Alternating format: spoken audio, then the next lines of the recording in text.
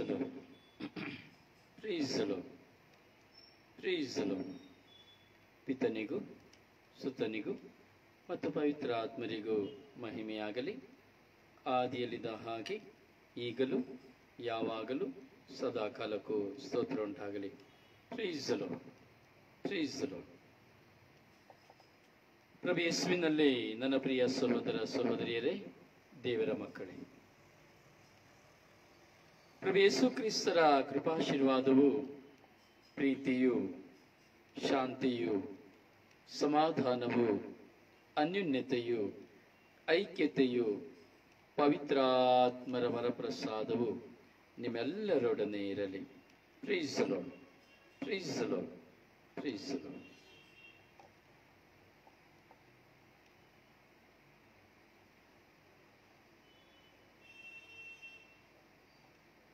ಪ್ರಿಯರೇ,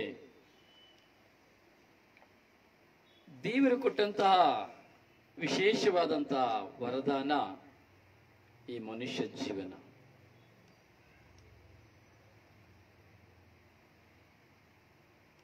ದೇವರು ನಮಗೆ ಕೊಟ್ಟಂತಹ ಆಶೀರ್ವಾದದ ವರದಾನ ಈ ಮನುಷ್ಯ ಜೀವನ.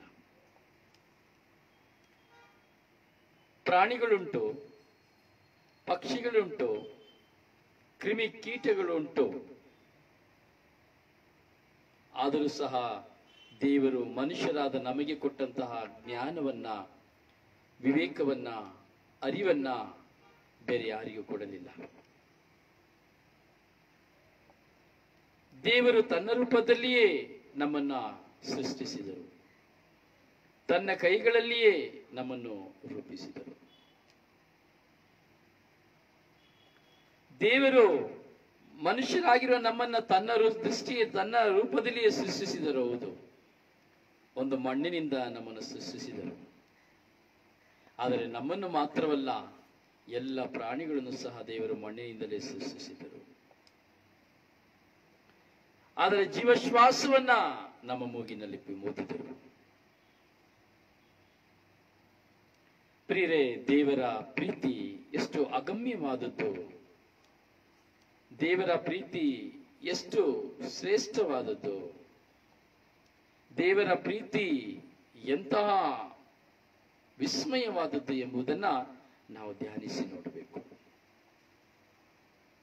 ಯಾರು ದೇವರ ಪ್ರೀತಿಯನ್ನು ನಾವು ನೋಡುವುದಿಲ್ಲ, ಮನುಷ್ಯರ ಪ್ರೀತಿಯನ್ನು ಮಾತ್ರ ನಾವು ನೋಡುತ್ತೇವೆ. ದಿನಂಪ್ರತಿ ಕಾಲವಿಡೀ ನಮ್ಮನ್ನು ಕಾಯುವಂತಹ ದೇವರ ಪ್ರೀತಿಯಲ್ಲಿರುವಂತಹ ಆ ಒಂದು ಆಳವನ್ನ ನಾವು ಯಾರೂ ನೋಡುವುದಿಲ್ಲ.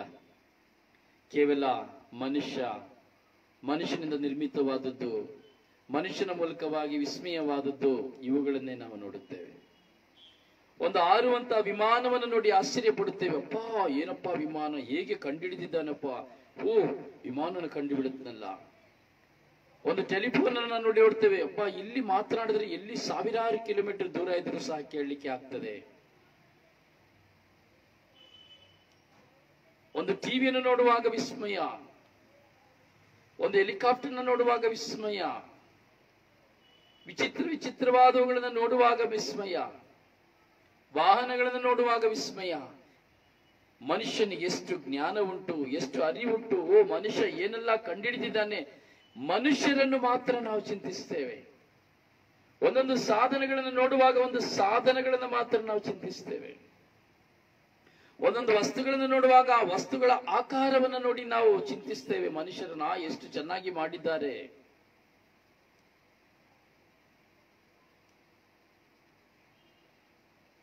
ಒಳ್ಳೆಯ ಅಡಿಗೆ, ರುಚಿಕರವಾದ ಆಹಾರವನ್ನು ಭುಜಿಸುವುದನ್ನು ನೋಡಿ ನಾವು ಹೇಳ್ತೀವಿ, ಎಷ್ಟು ಒಳ್ಳೆ ಅಡಿಗೆ ಮಾಡಿದ್ದಾರೆ, ಎಷ್ಟು ಒಳ್ಳೆಯ ಕೈ.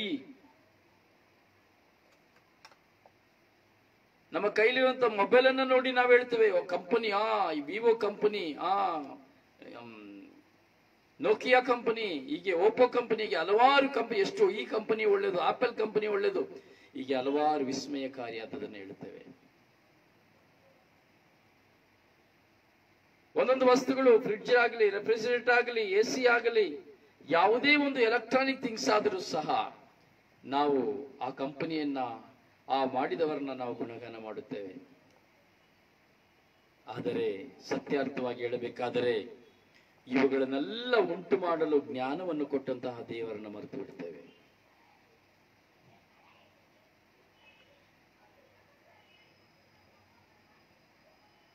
ರಿಪೇರ್ ಆಗುವಾಗ ನಮಗೆ ಚಿಂತೆ ಬರ್ತದೆ.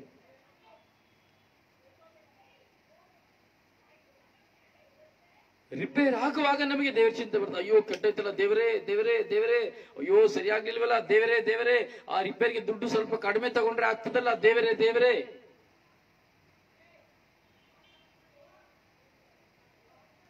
ಎಲ್ಲವನ್ನ ನಿರ್ಮಿಸಲು ಜ್ಞಾನ ಕೊಟ್ಟಂತಹ ದೇವರನ್ನ ಮರೆತು ಕೇವಲ ಮನುಷ್ಯನ ಕೈಯಲ್ಲಿ ಹಿಡಿಯುವಂತಹ ಒಂದು ಅಡ್ವರ್ಟೈಸ್ ಮಾಡುವಂತಹ ಪ್ರತಿಯೊಂದನ್ನು ಹಿಡಿದು ನಾವು ಮನುಷ್ಯನನ್ನ ಚಿಂತಿಸ್ತೇವೆ. ದಿನಂಪ್ರತಿ ನೆಲದಲ್ಲಿ ಓಡಾಡ್ತೇವೆ, ದಿನಂಪ್ರತಿ ನೆಲದಲ್ಲಿ ಓಡಾಡುತ್ತೇವೆ.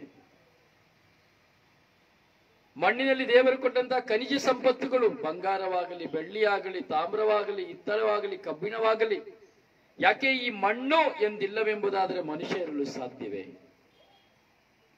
ಈ ಮಣ್ಣು ಎಂಬುದಿಲ್ಲದಿದ್ದರೆ ಮನುಷ್ಯ ಭುಜಿಸಲು ಸಾಧ್ಯವೇ? ಈ ಮಣ್ಣು ಎಂಬುದಿಲ್ಲದೆ ಹೋಗಿದರೆ ಮನುಷ್ಯ ಕುಡಿಯಲು ಸಾಧ್ಯವೇ? ಅಥವಾ ಈ ಮಣ್ಣು ಎಂದು ಇಲ್ಲದಿದ್ದರೆ ಮನುಷ್ಯ ಈ ಭೂಮಿಯ ಮೇಲೆ ಇರಲು ತಾನೇ ಸಾಧ್ಯವಾದೀತೆ? ಇದನ್ನು ಕೊಟ್ಟವರು ಯಾರು? ದೇವರು. ಈ ದೇವರನ್ನ ನಾವು ಯಾರಾದರೂ ಸ್ಮರಿಸ್ತಾ ಇದ್ದೇವಾ? ಚಂದ್ರಮಂಡಲಕ್ಕೆ ಹೋಗುವವರನ್ನ ನೋಡಿ ವಿಸ್ಮಯವಾಗ್ತೇವೆ, ತಾರಾಮಂಡಲಗಳಿಗೆ ಹೋಗುವವರನ್ನ ನೋಡಿ ವಿಸ್ಮಯವಾಗ್ತೇವೆ. ಆ ತಾರಾಮಂಡಲವನ್ನು ನಿರ್ಮಿಸಿದವರು ಯಾರು? ಆ ಚಂದ್ರನನ್ನು ನಿರ್ಮಿಸಿದವರು ಯಾರು? ಆ ಚಂದ್ರಮಂಡಲಕ್ಕೆ ಹೋಗುವಂತಹ ಜ್ಞಾನವನ್ನು ಕೊಟ್ಟವರು ಯಾರು? ಬೇರೆಗೆ ನಾವು ದೇವರನ್ನು ಮರೆತು ಬಿಡ್ತಾ ಇದ್ದೇವೆ. ಕೇವಲ ಮನುಷ್ಯರನ್ನು ಮಾತ್ರ, ಮನುಷ್ಯನು ಸೃಷ್ಟಿ ಮಾಡಿದ ವಸ್ತುಗಳನ್ನು ಮಾತ್ರ ನಾವು ಸ್ಮರಿಸ್ತಾ ಇದ್ದೇವೆ. ಯಾಕೆ? ಯಾಕೆ? ಯಾರು ಉತ್ತರ ಕೊಡ್ತೀರಿ? ಯಾಕೆ ನಾವು ದೇವರನ್ನು ಮರೆತು ಬಿಡ್ತಾ ಇದ್ದೇವೆ? ಯಾರು ಉತ್ತರ ಕೊಡ್ತೀರಿ?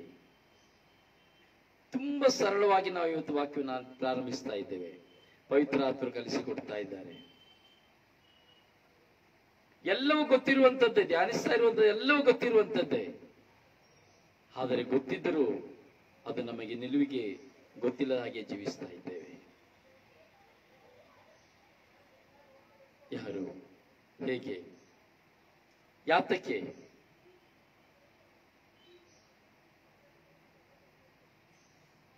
ದಯವಿಟ್ಟು ಉತ್ತರ ಕೊಡಿ. ನಿಮಗೂ ಅರಿವಾಗಬೇಕು. ಯಾತಕ್ಕೆ? ಏನು ಕಾರಣ?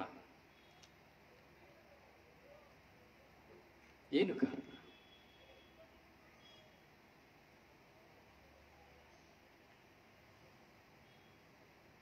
ಪ್ರಿಯರೇ, ಈ 3 ಗಂಟೆಯ ಈ ಸಮಯ ನಾವು ದೇವರನ್ನ ಕುರಿತು ಧ್ಯಾನಿಸುವಂತ ಸಮಯ. ದೇವರ ವಾಕ್ಯವನ್ನ ನಾವು ಭುಜಿಸುವಂತ ಸಮಯ. ಯಾರಿಗೂ ಮನಸ್ಸಲ್ಲಿ ಬರಲಿಲ್ವ ಯಾಕೆ ಅಂತೇಳಿ? ಎಷ್ಟು ಚೆನ್ನಾಗಿ ದೇವರ ವಾಕ್ಯ ಕೇಳ್ತಾ ಇದ್ದೀರಿ. ಒಂದು ಸ್ವಲ್ಪ ಕೆಲಸ ಕೊಡಿ, ತಪ್ಪಾಗ್ತದೆ ಅಂತ ಚಿಂತಿಸಬೇಡಿ. Because we love worldly things more than God. Praise the Lord. Very good ನೋಸೋ. Yes, correct. ನಾವು ಬರೀ ಚಿಂತಿಸುವುದು, ಪ್ರೀತಿಸುವುದು ಬರೀ ಲೋಕವನ್ನ.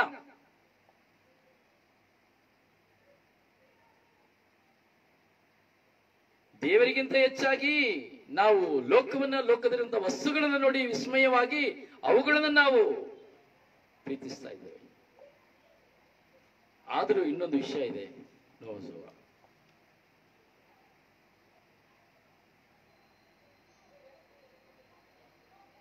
ಒಂದು ನಮ್ಮನ್ನು ಸೆಳೆಯುವಂತ ಲೌಕಿಕವಾದಂತಹ ಚಿಂತನೆಗಳು, ಪ್ರಾಪಂಚಿಕ ವಸ್ತುಗಳು. ಆದರೂ ಯಾಕೆ? ಇನ್ನೊಂದು ವಿಷಯ ಇದೆ. ನನಗೆ ಸರಿಯಾದ ಸಮಂಜಸವಾದ ಉತ್ತರ ಬೇಕು. ಇದು ಒಂದು ಪಾತ್ರ. ಇದನ್ನೇ ನಾನು ಇಷ್ಟೊತ್ತು ತನಕ ವಿವರಿಸಿದ್ದು.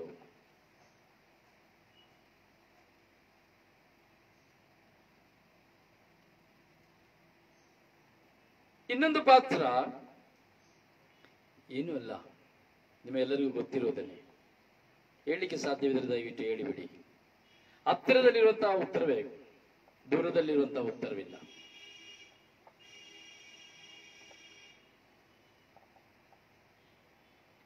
ನಾನು ದೇವರನ್ನ ಪ್ರೀತಿಸ್ತಾ ಇಲ್ಲ, ಇಷ್ಟೇ. ಯಾಕೆ ನಾನು ದೇವರನ್ನ ಸ್ಮರಿಸ್ತಾ ಇಲ್ಲ, ಈ ಲೋಕದಿಂದ ವಸ್ತುಗಳನ್ನೇ ನಾನು ಸ್ಮರಿಸ್ತಾ ಇದ್ದೇನೆ ಎಂಬುದಾದರೆ, ನಾನು ದೇವರನ್ನ ಪ್ರೀತಿಸ್ತಾ ಇಲ್ಲ, ಅದಕ್ಕೆ ನನಗೆ ದೇವರ ನೆನಪು ಬರೋದಿಲ್ಲ. ರಿಪೇರ್ ಆದಾಗ ಮಾತ್ರ ದೇವರ ನೆನಪು ಬರ್ತದೆ, ಯಾಕಂದ್ರೆ ದುಡ್ಡು ಕೊಡಬೇಕಲ್ಲ. ಕೊಂಡ್ಕೊಳ್ಬೇಕಾದ್ರೆ ದುಡ್ಡು ಕಡಿಮೆ ಆಗ್ಲಿಕ್ಕೆ ಕಾಂಪಿಟೇಷನ್ ಮಾಡ್ತೀವಿ, ಆರ್ಗ್ಯೂ ಮಾಡ್ತೇವೆ, ಬಾರ್ಗಿಂಗ್ ಮಾಡ್ತೇವೆ. ಅದೇ ಫ್ಲೈಟ್ಗೆ ಹೋಗ್ತೇವೆ, ಫ್ಲೈಟ್ ಅಲ್ಲಿ ಹೋಗುವಾಗ ಸಂತೋಷ, ಗಮ್ಮತ್ತು, ತುಂಬಾ ಚೆನ್ನಾಗಿರ್ತೇವೆ. ಫ್ಲೈಟ್ ಏನಾದ್ರೂ ಸಮಸ್ಯೆ ಆಗ್ತದೆ, ಅವಾಗ ಪ್ರಾರ್ಥನೆ ಮಾಡಲಿಕ್ಕೆ ಶುರು ಮಾಡ್ತೇವೆ.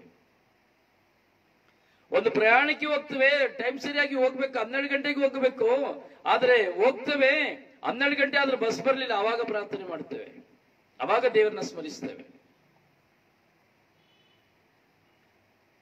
ಮನೇಲಿ ಇರ್ತೇವೆ, ಬೆಳಗ್ಗೆಯಿಂದ ಅಡಿಗೆ ಮಾಡಬೇಕು, ಕರೆಂಟ್ ಇಲ್ಲ, ಕರೆಂಟ್ ಬರ್ಲಿಕ್ಕಾಗಿ ಪ್ರಾರ್ಥನೆ ಮಾಡ್ತೇವೆ. ನೋಡಿ, ದೇವರನ್ನ ಒಂದು ಯೂಸ್ ಅಂಡ್ ಥ್ರೋ ಆಗಿ ನಾವು ಉಪಯೋಗಿಸ್ತಾ ಇದ್ದೇವೆ.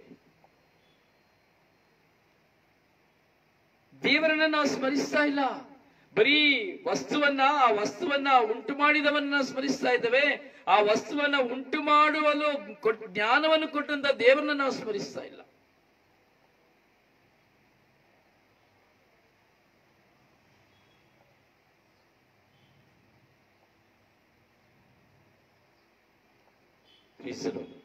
ಇದೇ ನಮ್ಮಲ್ಲಿರುವಂತಹ ನ್ಯೂನತೆ.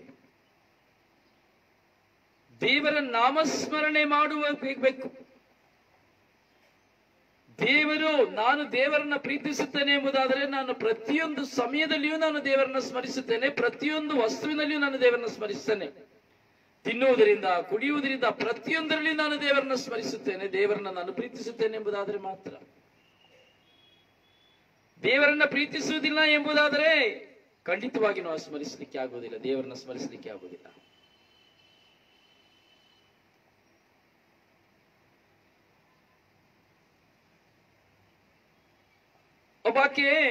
ಒಬ್ಬ ಪುರುಷನನ್ನ ಪ್ರೀತಿಸ್ತಾಳೆ,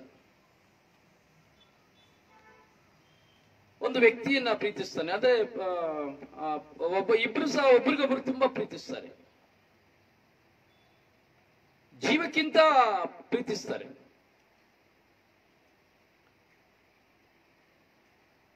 ಆಕೆ ನನಗೆ ಬೇಕು ಎಂಬುದಾಗಿ ಅವನು ಹೇಳ್ತಾನೆ, ಅವನು ನನಗೆ ಬೇಕು ಎಂಬುದಾಗಿ ಆಕೆ ಹೇಳ್ತಾಳೆ.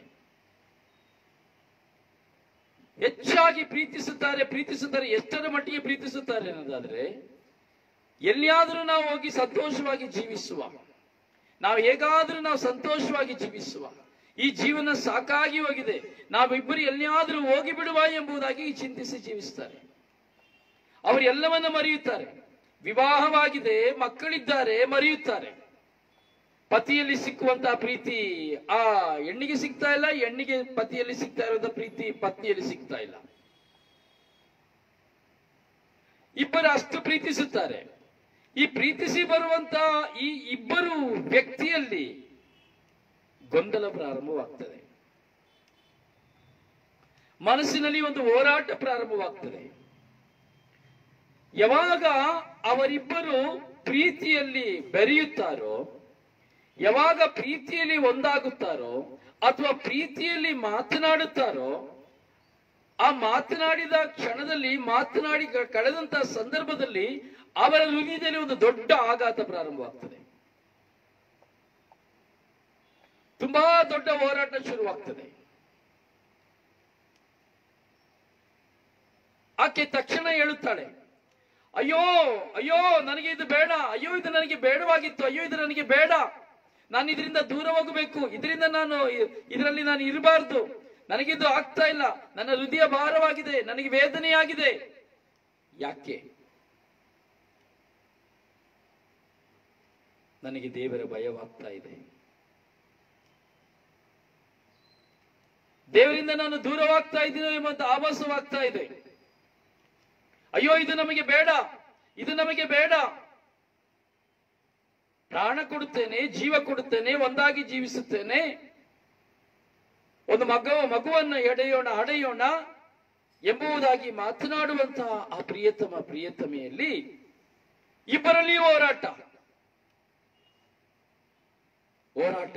ಯಾರನ್ನ ಕುರಿತು? ದೇವರನ್ನ ಕುರಿತು. Praise the Lord, praise the Lord, praise the Lord, praise the lord.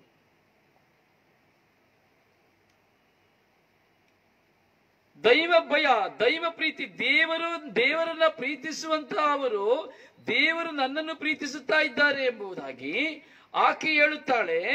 ಆತ ಹೇಳುತ್ತಾನೆ, ಅಯ್ಯೋ ಇಲ್ಲ, ದೇವರು ನನ್ನನ್ನು ನೋಡ್ತಾ ಇದ್ದಾರೆ, ಇಲ್ಲ ನನ್ನ ಮನಸ್ಸು ಭಾರವಾಗಿದೆ, ಇಲ್ಲ ನನಗೆ ಇದು ಬೇಡ, ಇದು ನನಗೆ ಬೇಡ ಎಂಬುದಾಗಿ ತೀರ್ಮಾನವನ್ನು ಮಾಡುತ್ತಾರೆ.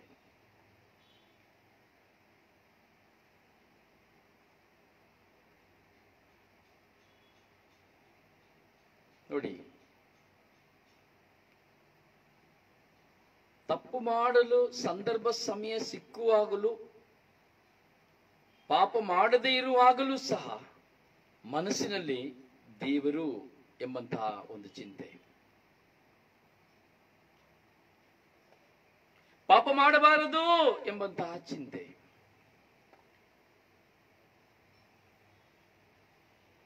ಕುಡಿಯುವವನಿದ್ದಾನೆ, ಒಳ್ಳೆ ಪ್ರಾರ್ಥಿಸ್ತಾನೆ, ಕುಡಿಬಾರದು ಎಂಬುದಾಗಿ ಕೆಟ್ಟ ಚಟನ ಬಿಟ್ಟು ಹೋಗಿರ್ತಾನೆ, ಕುಡಿಯೋದೇ ಇಲ್ಲ.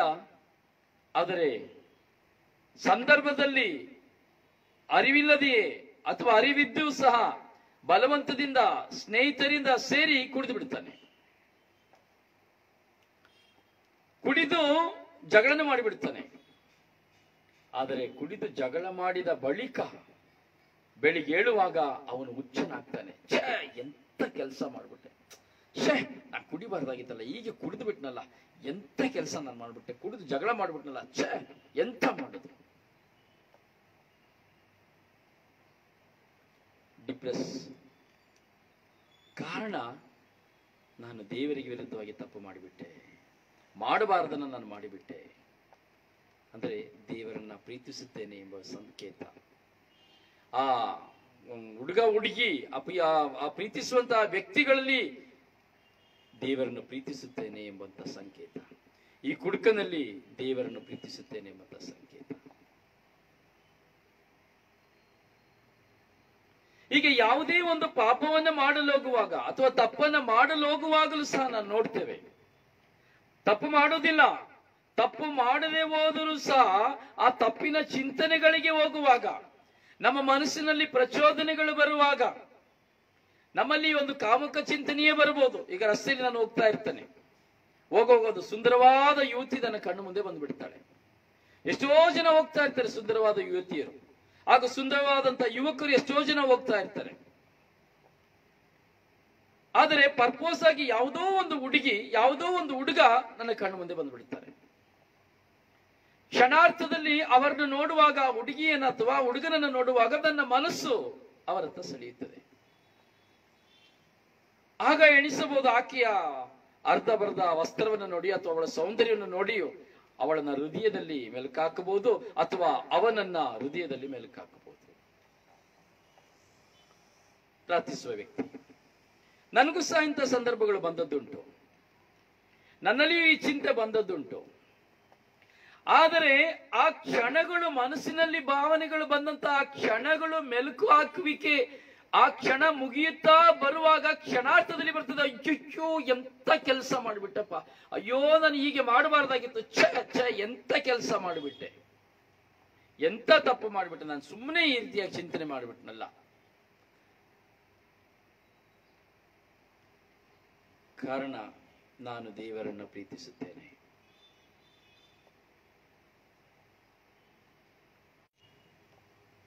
ಕಾರಣ, ನಾನು ದೇವರನ್ನು ಪ್ರೀತಿಸುತ್ತೇನೆ.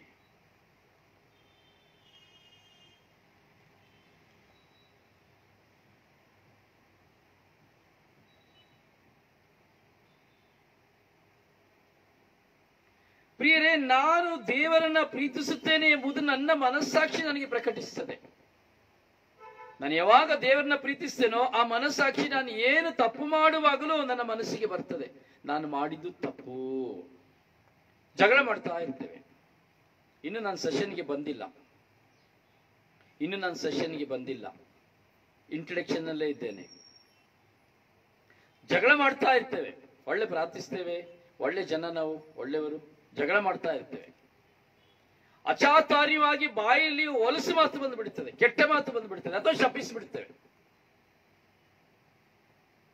ಈ ಜಗಳ ಮುಗಿದ ತಕ್ಷಣ ಮನಸ್ಸಿನಲ್ಲಿ ಹೊರಟ, ಅಚ್ಚೋ ಎಂತ ಕೆಲಸ ಮಾಡಿದೆ ನಾನು, ಅವ್ರನ್ನ ಇಷ್ಟು ಹೊಲಸಾಗಿ ಮಾತಾಡ್ಬಿಟ್ನಲ್ಲ, ಏಕವಚನದಲ್ಲಿ ಮಾತನಾಡ್ಬಿಟ್ನಲ್ಲ, ಛೇ ನಾನು ಕೆಟ್ಟದನ್ನ ಮಾತಾಡ್ಬಿಟ್ನಲ್ಲ, ಛೇ ನಾನು ಹೀಗೆ ಮಾತಾಡಬಾರ್ದಾಗಿತ್ತು, ಸ್ವೇ ದೇವರೇ ನನ್ನ ಕ್ಷಮಿಸಿ ಸ್ವಾಮಿ, ಅಯ್ಯೋ ನನ್ನ ಕ್ಷಮಿಸಿ ಸ್ವಾಮಿ, ನಾನು ಏನ್ ಮಾಡೋದಂತ ಗೊತ್ತಿಲ್ಲ ಸ್ವಾಮಿ, ಅವ್ರನ್ನ ಹೇಗೆ ನಾನು ಸಮಾಧಾನ ಮಾಡೋದಂತ ಗೊತ್ತಿಲ್ಲ ಸ್ವಾಮಿ, ಅವ್ರ ಮುಂದೆ ನಾನು ಹೇಗೆ ಹೋಗೋದಂತ ಗೊತ್ತಿಲ್ಲ ಸ್ವಾಮಿ ಎಂಬಂತ ತಳಮಳ.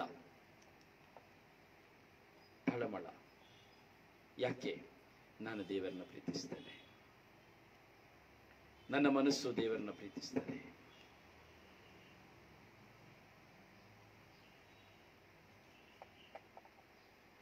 ಪ್ರಿಯರೇ, ಹೀಗೆ ನಾನು ಏನೆಲ್ಲ ದೇವರಿಗೆ ವಿರುದ್ಧವಾಗಿ ನಾನು ಮಾಡ್ತೇನೋ, ಆ ದೇವರಿಗೆ ವಿರುದ್ಧವಾದದ್ದು ಮಾಡುವಾಗ ನನ್ನ ಮನಸ್ಸಾಕ್ಷಿಯಲ್ಲಿ ನಾನು ದೇವರನ್ನ ಪ್ರೀತಿಸುವವನು ಆಗಿರುವ ಕಾರಣ ನಾನು ಸದಾ ದೇವರ ಸ್ಮರಣೆ, ನನ್ನ ಮುಂದೆ ದೇವರ ನಾಮಸ್ಮರಣೆ, ದೇವರ ಸ್ಮರಣೆ ಬರ್ತದೆ.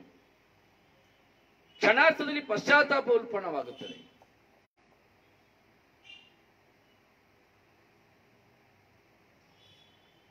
ಇವನೇ ದೇವರನ್ನು ಪ್ರೀತಿಸುವಂತಹ ವ್ಯಕ್ತಿ.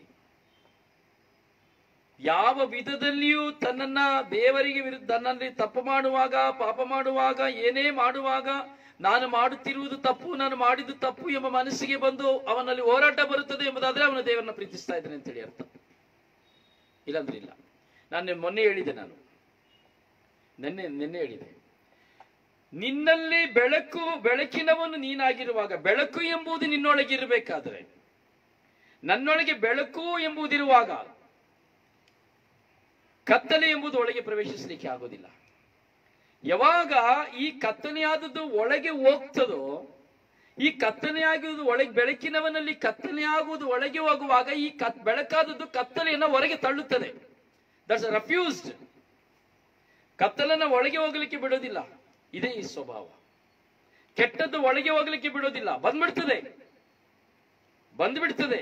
ಅದಕ್ಕೆ ದಾವಿದ ಹೇಳ್ತಾ, ಕೀರ್ತನೆಗಾರ 51ರಲ್ಲಿ, ದೇವಾ ಪವಿತ್ರಾತ್ಮರನ್ನು ನನ್ನಿಂದ ತೆಗೆಯದಿರು.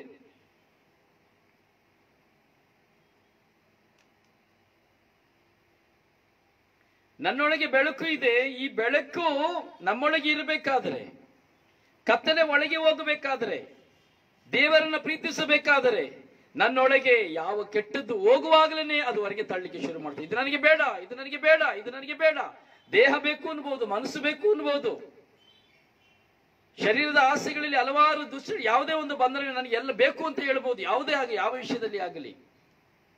ಆದರೆ ನಾನು ಬೆಳಕಿನವನಾಗಿರುವಾಗ, ಬೆಳಕು ನನ್ನೊಳಗಿರುವಾಗ, ಬೆಳಕು ನನಗೆ ಸ್ವಂತವಾಗಿರುವಾಗ ಅದು ನನ್ನಿಂದ ಹೊರಗೆ ತಳ್ಳುತ್ತದೆ. ಇದು ನನಗೆ ಬೇಡ ಬೇಡ ಎಂಬುದಾಗಿ ಹೋರಾಟವನ್ನು ಮಾಡುತ್ತದೆ. ಕಾರಣ ದೇವರು ಅವನಲ್ಲಿ ನೆಲೆಸಿರುತ್ತಾರೆ. ದೇವರು ನಿನ್ನಲ್ಲಿ ನೆಲೆಸಿರುತ್ತಾರೆ. ಇಂತಹ ಹೋರಾಟಗಳು ನಿನ್ನ ಜೀವನದಲ್ಲಿ ಬರ್ತದೆ, ಇಂತಹ ಹೋರಾಟಗಳು ನಮ್ಮ ಜೀವನದಲ್ಲಿ ಬರುತ್ತದೆ ಎಂಬುದಾದರೆ,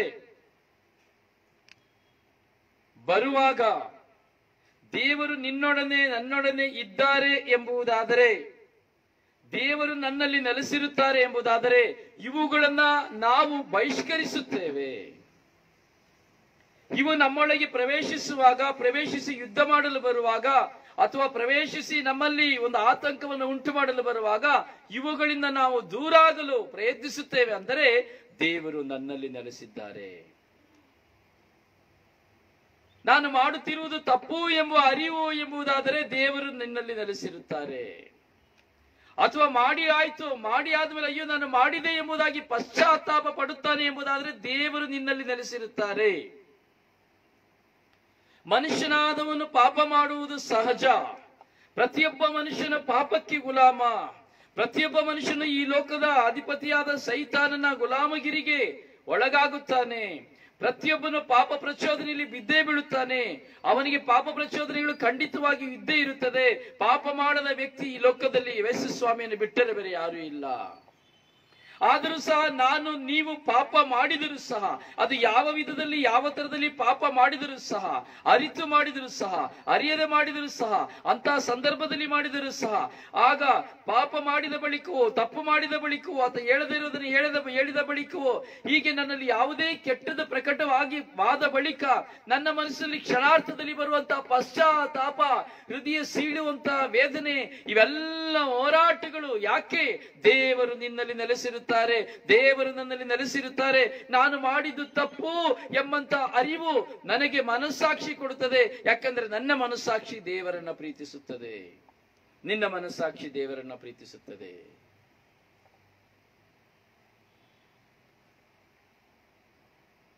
Praise the Lord. Praise the Lord. Praise the Lord. ದೇವರು ನಿನ್ನಲ್ಲಿ ನೆಲೆಸಿರುತ್ತಾರೆ. ಒಬ್ಬರನ್ನೊಬ್ಬರು ಪ್ರೀತಿಸಬೇಕು. ಎಸ್, ಒಬ್ಬರನ್ನೊಬ್ಬರು ಇದೇ ದೇವರ ಆಜ್ಞೆ. ಒಬ್ಬರನ್ನೊಬ್ಬರು ಪ್ರೀತಿಸಬೇಕು, ಇದೇ ದೇವರ ಆಜ್ಞೆ.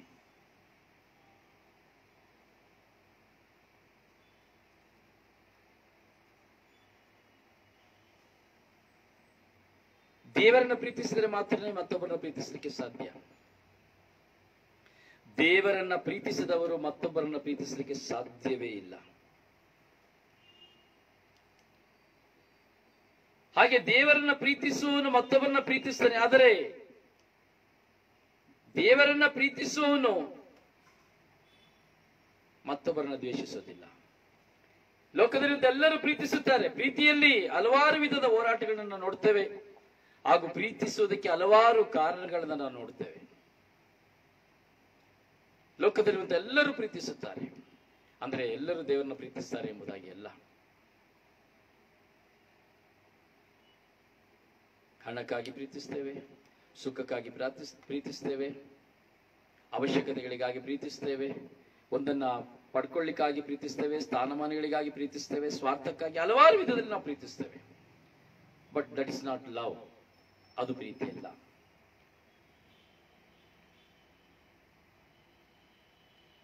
ನಾನು ಒಬ್ಬರನ್ನೊಬ್ಬರನ್ನ ಪ್ರೀತಿಸಬೇಕು, ಸ್ವಾರ್ಥತೆ ಇಲ್ಲದೆ, ಯಾವ ಎಕ್ಸೆಪ್ಟೇಷನ್ ಇಲ್ಲದೆ ಪ್ರೀತಿಸಬೇಕು.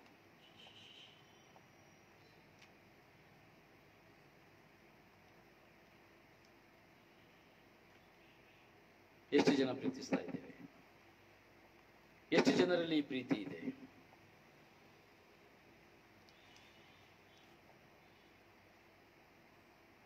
ಆಳವಾಗಿ ಯೋಚಿಸಬೇಕು ಪ್ರಿಯರೇ, ಆಳವಾಗಿ ಚಿಂತಿಸಬೇಕು.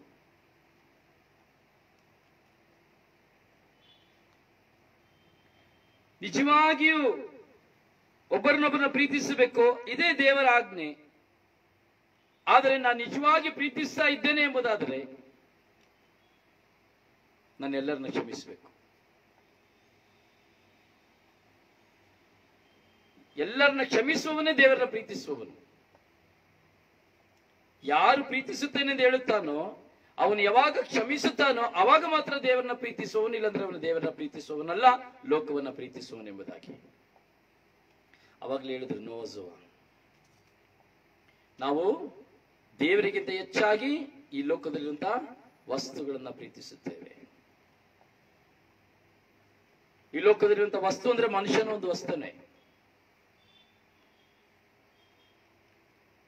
ಈ ಲೋಕವನ್ನು ಪ್ರೀತಿಸ್ತಾನೆ ಅಂದ್ರೆ ಮನುಷ್ಯನ ಒಂದು ವಸ್ತುವೇ, ಒಂದು ವಸ್ತುವಾಗಿ ನಾವು ಪ್ರೀತಿಸ್ತೇವೆ. ನನ್ನಲ್ಲಿ ಒಂದು ಸುಖ ಸಿಗ್ತದೆ, ಅದಕ್ಕಾಗಿ ನಾನು ಪ್ರೀತಿಸ್ತೇನೆ. That's all. ನನ್ನಿಂದ ಒಂದು ಸುಖ, ನಿನ್ನಿಂದ ಒಂದು ಸುಖ, ಗಂಡ ಇರ್ಲಿ, ಹೆಣ್ಣಿರ್ಲಿ, ಗಂಡಿರ್ಲಿ, ಯಾರೇ ಇರ್ಲಿ, ಒಂದು ಹುಡುಗ ಆಗ್ಲಿ, ಒಂದು ಹುಡುಗಿ ಆಗ್ಲಿ, ಸುಖ.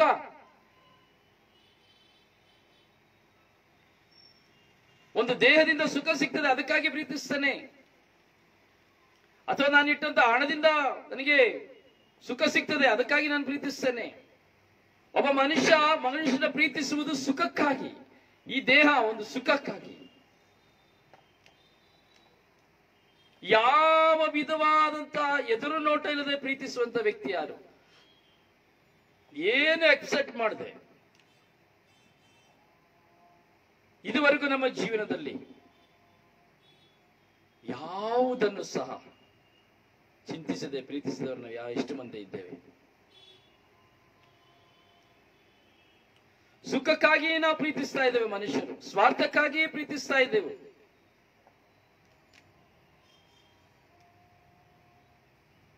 ಇಲ್ಲ ಬ್ರದರ್, ನಾನು ಯಾವ ಸುಖಕ್ಕಾಗಿ ಪ್ರೀತಿಸ್ತಾ ಇಲ್ಲ ಅಂತ ಹೇಳ್ಬೋದು. ನನಗೆ ಯಾವ ಸುಖ ಇಲ್ಲ, ನಾನು ಏನ್ ಬೇಕಾದ್ರೂ ಮಾಡ್ತೀನಿ, ನಾನು ಪ್ರೀತಿಸೋದಕ್ಕೋಸ್ಕರ ಏನ್ ಬೇಕಾದ್ರೂ ಕೊಟ್ಟು ಬಿಡ್ತೇನೆ.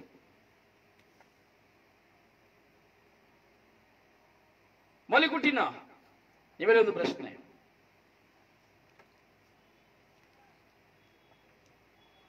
ನೀವು ಯಾವ ಸುಖಕ್ಕಾಗಿ ಪ್ರೀತಿಸ್ತಾ ಇಲ್ಲ ಅಂತ ನೀವು ಹೇಳ್ಬೋದು.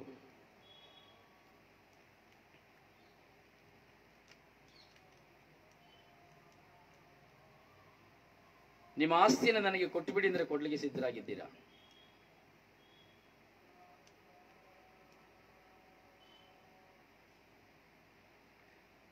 ಬ್ರದರ್, ನಾನು ಸೇವೆ ಮಾಡಬೇಕು, ದೇವರ ರಾಜ್ಯಕ್ಕಾಗಿ ಏನ್ ಬೇಕಾದ್ರೂ ಮಾಡ್ತೀನಿ ಬ್ರದರ್.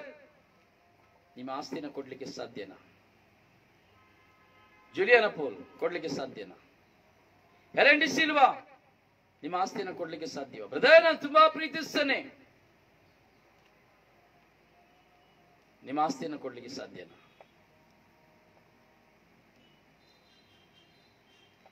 ಪೌಲಿನ್ ಫರ್ನಾಂಡಿಸ್ ಕೊಡ್ಲಿಕ್ಕೆ ಸಾಧ್ಯನಾ?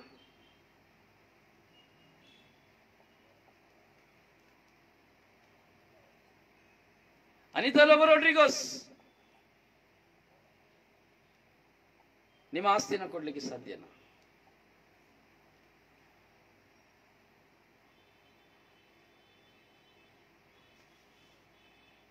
ಅಲ್ಲಿ ಪ್ರೀತಿಯಲ್ಲಿ ಸ್ವಾರ್ಥವೋ ನಿಸ್ವಾರ್ಥವೋ ಎಂಬುದು ನಮಗೆ ಗೊತ್ತಾಗುವಂಥದ್ದು. ಮೊನ್ನೆ ಒಂದು ತಾಯಿ, 85 ವರ್ಷದ ಪ್ರಾಯದ ತಾಯಿ ನನಗೆ ವಾಯ್ಸ್ ಮೆಸೇಜ್ ಹಾಕಿದ್ರು. ತುಂಬಾ ಪರಿಚಯ, ಅವರು ದುಬೈಲಿದ್ದಾರೆ. ಹೀಗೆ ಅವರು ಮಾತನಾಡಿ ವಾಯ್ಸ್ ಮೆಸೇಜ್ ಹಾಕಬೇಕಾದ್ರೆ ಅವ್ರು ಹೇಳಿದ್ರು, ಬ್ರದರ್ ನೀವು ಅನಾಥಾಶ್ರಮ ಕಟ್ತೀರಿ ಅಂತೇಳಿ ನನಗೆ ಕೇಳಿ ತುಂಬಾ ಸಂತೋಷ. ಆದರೆ ಕಟ್ಟುವ ಆಸೆ ನಿಮಗಿದೆ, ಆದರೆ ನಿಮ್ಮಲ್ಲಿ ಹಣ ಇಲ್ಲ. ಯಾರಾದ್ರೂ ಕೊಡೋದಾದ್ರೆ ಕೊಡಿ ಎಂಬುದಾಗಿ ನೀವು ಕೇಳ್ತಾ ಇದ್ದೀರಿ. ನನಗೂ ಸಹ ಕೊಡಬೇಕು ಅಂತ ಆಸೆ. 85 ವರ್ಷ ಪ್ರಾಯ ಆಗಿ ಹೋಯಿತು. ನನಗೆ ಕ್ಯಾನ್ಸರ್, ದೇಹದಲ್ಲಿ ಪೂರ್ತಿ ಕ್ಯಾನ್ಸರ್. ನನ್ನ ಗಂಡನಿಗೂ ಸಹ 92 ವರ್ಷವಾಯಿತು, ವಯಸ್ಸಾಗಿ ಹೋಯಿತು. ಹಲವಾರು ಕಾಲದಿಂದ ನಾವು ದುಬೈಯಲ್ಲೇ ಇದ್ದೇವೆ. ನನ್ನ ಹತ್ತಿರ ಒಂದು ಮಗಳು ಸ್ನೇಹಿತಳಾಗಿ ಬಂದು, ಮಿತ್ರಳಾಗಿ ಬಂದು ಸಾಕಷ್ಟು ಹಣವನ್ನು ನನ್ನ ಹತ್ರ ತೆಗೆದುಕೊಂಡ್ಳು. ಲಕ್ಷಾಂತರ ಹಣ ನಾನು ಅವಳಿಗೆ ಕೊಟ್ಟಿದ್ದೇನೆ. ಆದರೆ ಕೊಟ್ಟಂತ ಅವಳು ನನಗೆ ಮೋಸ ಮಾಡಿಬಿಟ್ಲು. ಕೇರಳದಿಂದ ಬಂದು ನನ್ನ ಜೊತೆ ಇದ್ದವಳು ಆಕೆ ಹಣವನ್ನೆಲ್ಲ ಕೊಡದೆ ಓಡಿ ಹೋದ್ಲು. ಅವಳಿಗೆ ಮಿಲ್ ಇದೆ, ಬಿಸ್ನೆಸ್ ಇದೆ, ಎಲ್ಲ ಇದೆ. ಆದರೆ ಇದುವರೆಗೂ ಅವಳು ನನಗೆ ಕೊಡಬೇಕಾದಂತ ಲಕ್ಷಾಂತರ ಹಣಗಳನ್ನ ಕೊಡ್ಲಿಲ್ಲ. ನೀವು ಪ್ರಾರ್ಥನೆ ಮಾಡಿ, ಒಂದು ಪಕ್ಷ ಅವಳು ಹಣವನ್ನು ಕೊಟ್ಟರೆ ಎಷ್ಟು ಲಕ್ಷ ಇದೆಯೋ ಅಷ್ಟು ಲಕ್ಷವನ್ನು ಸಹ ನಿಮಗೆ ಆ ಹಣವನ್ನು ಕೊಟ್ಟು ಬಿಡ್ತೇನೆ. ನೀವು ಅನಾಥಾಶ್ರಮವನ್ನು ಕಟ್ಟಿಕೊಳ್ಳಿ, ಪೂರ್ತಿ ಅನಾಥಾಶ್ರಮದಲ್ಲಿ ಕಟ್ಕೊಂಡು ಬಿಡಬಹುದು. ಎರಡನೇದು, ನನ್ನ ಯಜಮಾನರು ಕೆಲಸ ಮಾಡ್ತಾ ಇದ್ದಾರೆ. ಅವರು ಸಹ 50,000 ದಿನಾರ್ ತನ್ನ ಸ್ನೇಹಿತರಿಗೆ ಯಾವ ಪತ್ರ ಪೇಪರ್ ಇಲ್ಲದೆ 50,000 ದಿನಾರ್ನ ಕೊಟ್ಟು ಬಿಟ್ಟಿದ್ದಾರೆ. ಅವರು ಸಹ ಇದುವರೆಗೂ ಕೊಡ್ಲಿಲ್ಲ. ನೀವು ಪ್ರಾರ್ಥನೆ ಮಾಡಿ ಬ್ರದರ್. ಒಂದು ಪಕ್ಷ 50,000 ದಿನಾರ್ನ ಕೊಟ್ಟು ಬಿಟ್ರೆ, ಅಥವಾ ಲಕ್ಷಾಂತರ ಹಣ ತೆಗೆದುಕೊಂಡಂತ ಹುಡುಗಿ ಹಣವನ್ನು ಕೊಟ್ಟು ಬಿಟ್ರೆ, ಆ ಎಲ್ಲವನ್ನ ನಾನು ನಿಮಗೆ ಕೊಟ್ಟು ಬಿಡ್ತೇನೆ. ಆ ಎಲ್ಲವನ್ನ ನಿಮಗೆ ಕೊಟ್ಟು ಬಿಡ್ತೇನೆ. ನೀವು ಅನಾಥಾಶ್ರಮವನ್ನು ಕಟ್ಟಿ ನಿಮ್ಮ ಸೇವಾ ಕಾರ್ಯವನ್ನು ಮಾಡಿ ಬ್ರದರ್. ಪ್ಲೀಸ್.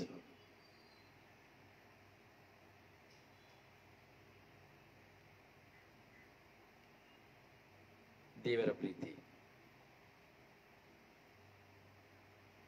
ದೇವರ ಪ್ರೀತಿ. 50,000 ದಿನಾರ್ ಅಂದ್ರೆ ಎಷ್ಟಾಯ್ತು ಮೌಲಿಕುಟಿನ? ಎಷ್ಟಾಯ್ತು? 50,000 ದಿನಾರ್ ಎಂಬುದಾದ್ರೆ ಯಾರು ಹೇಳ್ತೀರಿ? ಸಾಕಲ್ಲ ಒಂದು ಅನಾಥಾಶ್ರಮ ಕಟ್ಟಿ ನಡೆಸಲಿಕ್ಕೆ? ಸೊ ಪ್ರಾರ್ಥಿಸಿ, ದೈವಿಚ್ಛೆ ಇದ್ರೆ ಆ ಇಬ್ಬರು ವ್ಯಕ್ತಿಗಳಿಗಾಗಿ ಪ್ರಾರ್ಥಿಸಿ. ದೇವರ ಇಚ್ಛೆ ಇದ್ರೆ ಅವರು ಹಿಂತಿರುಗಿಸಿ ಕೊಡೋದಾದ್ರೆ ದೇವರ ಸಾಮ್ರಾಜ್ಯವನ್ನು ಸಾರಲು ಆ ಹಣ ಸಾಕಾಗ್ತದೆ.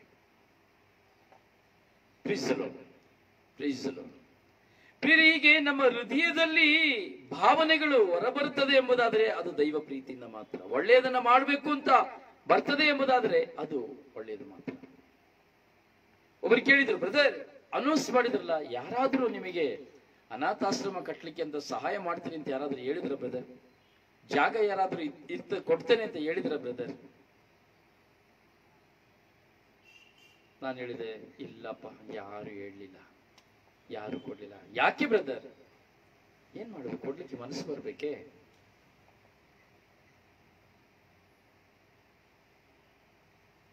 ಎಷ್ಟೋ ಜನರಿಗೆ ಎಕರೆಗಳು ಜಾಗ ಇದೆ, ಸೆನ್ಸ್ಗಳು ಜಾಗ ಇದೆ, ಎಷ್ಟೋ ಇದೆ. ಒಂದು 5 ಸೆನ್ಸ್ಗಳನ್ನ ಕೊಡ್ಲಿಕ್ಕೆ ಮನಸ್ಸು ಬರೋದಿಲ್ಲ ಅಂದ್ರೆ ಏನ್ ಮಾಡ್ಲಿಕ್ಕೆ ಆಗ್ತದೆ? ಅದು ಎಲ್ಲಿಂದ ಬರಬೇಕು? ಅಲ್ಲಿಂದ ಬರಬೇಕು. ಯಾವಾಗ ಬರೋದು? ನಾವು ದೇವರನ್ನು ಪ್ರೀತಿಸಿದ್ರೆ ಮಾತ್ರ ಬರೋದು. ಅಯ್ಯೋ ಇದು ನಂದು, ಅಯ್ಯೋ ಇದು ನನಗೆ, ಅಯ್ಯೋ ಇದು ನನ್ನದು ಅಂದ್ರೆ ಬರ್ಲಿಕ್ಕೆ ಆಗ್ತದಾ? ಆಗುದಿಲ್ಲ. ಒಂದು ದಿನ ಟ್ರೈನಲ್ಲಿ ಒಬ್ಬಾತ ಪ್ರಯಾಣ ಮಾಡ್ತಾ ಇದ್ದಾಗೆ ಟ್ರೈನ್ ನಿಲ್ತು ಒಂದು ಕಡೆ. ಅವನು ಒಂದು ಒಳ್ಳೆ ಬಿಸ್ಕೆಟ್ ಪ್ಯಾಕೆಟ್ ನ ತಗೊಂಡ್ರಿ. ಈ ಒಂದು ಬಿಸ್ಕೆಟ್ ಬರ್ತದೆ ಎಂತ ಅದು, ಅದ್ರೊಳಗಡೆ ಈಗ ಮುರಿದಿದ ತಕ್ಷಣ ಒಂಥರ ಕಪ್ಪಗೆ ಬರ್ತದಲ್ಲ, ಏನ್ ಬಿಸ್ಕೆಟ್ ಅದು ನಿಮ್ಗೆ ಗೊತ್ತಾ? ನನಗೆ ಹೆಸರು ಗೊತ್ತಿಲ್ಲ, ಅದ್ರ ಹೆಸರು. ರೌಂಡಿಗೆ ಇರ್ತದೆ, ಅದನ್ನ ಮುರಿದಿದ ತಕ್ಷಣ ಕಪ್ಪಿಗೆ ಒಳಗಡೆಯಿಂದ ಸುರಿತಿ ಅಡ್ವರ್ಟೈಸ್ಮೆಂಟ್ ಬರ್ತದೆ. ಅದಕ್ಕೆ ಏನ್ ಹೆಸರು ಹೇಳ್ತಾರೆ? ಏನ್ ಹೆಸರು ಅದು? ಏನು ಹೇಳ್ತಾರೆ?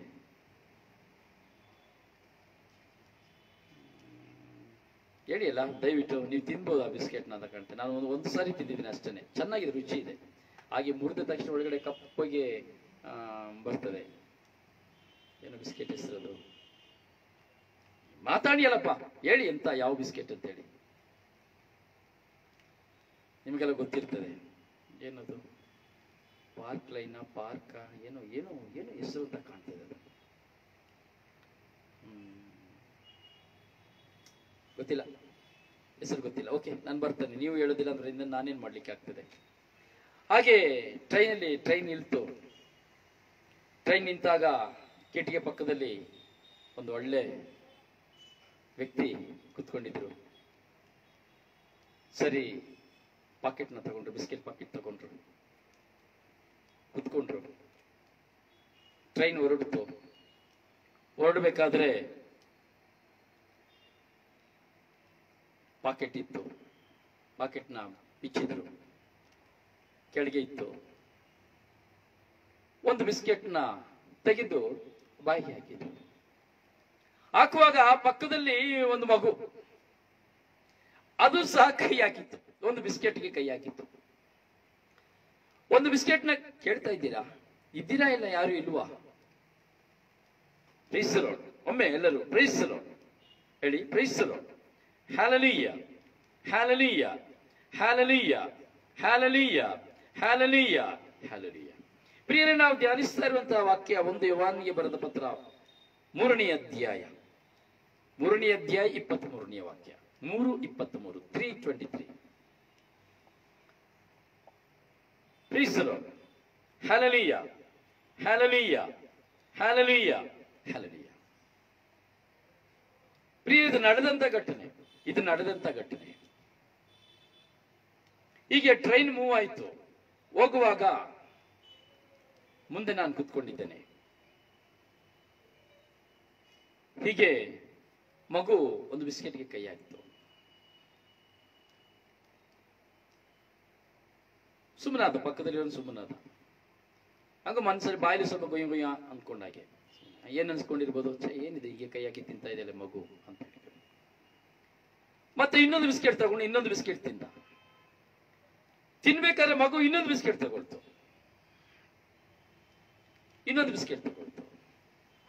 ನೋಡಿದ ಒಮ್ಮೆ, ಹಾಗೆ ದುರ್ಗುಟ್ಟು ನೋಡಿದ.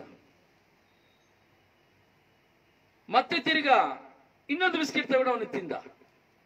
ಇಲ್ಲ, ತಗೊಂಡು ತಿನ್ಲಿಕ್ಕೆ ಮುಂಚಿತವಾಗಿ ಮಗು ಇನ್ನೊಂದು ಬಿಸ್ಕೆಟ್ ತಗೊಳ್ತು. ಅದು ಸಹ ತಿನ್ಲಿಕ್ಕೆ ಶುರು ಮಾಡಿತು. ಮತ್ತೆ ತಿರ್ಗಾ ಇನ್ನೊಂದು ಬಿಸ್ಕೆಟ್ ತಗೊಂಡ. ಇನ್ನೊಂದು ಬಿಸ್ಕೆಟ್ ತಗೊಂಡಿದ್ದಷ್ಟು ಇನ್ನೊಂದು ಬಿಸ್ಕೆಟ್ ಆ ಮಗು ಕೈ ಹಾಕ್ಬೇಕಾದ್ರೆ ಅಂತೇಳಿ ಕವರ್ನಾಗಿ ತಳ್ಳದಾಗೆ ಮಗು ಹೀಗೆ ನೋಡ್ತು. ಈಗ ಎರಡು ಕಣ್ಣು ನೋಡ್ಕೊಂಡು ಮಗು ಹೀಗೆ ನೋಡ್ತು. ಕೈಯಲ್ಲಿ ಬಿಸ್ಕೆಟ್ ಇಟ್ಕೊಳ್ದೆ